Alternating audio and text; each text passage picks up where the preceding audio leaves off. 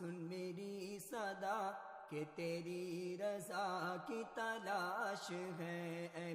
برہ رضی اللہ عنہ سے روایت ہے کہ نبی اکرم صلی اللہ علیہ وآلہ وسلم نے حسن اور حسین رضی اللہ عنہ کو دیکھا تو فرمایا اللہم انی احبہما فاحبہما، اے اللہ میں ان دونوں سے محبت کرتا ہوں، تو بھی ان دونوں سے محبت فرما. Narrated al-Barra that the Prophet sallallahu alaihi wasallam saw Hassan and Hussein, so he said, "O Allah, I love them, so love them."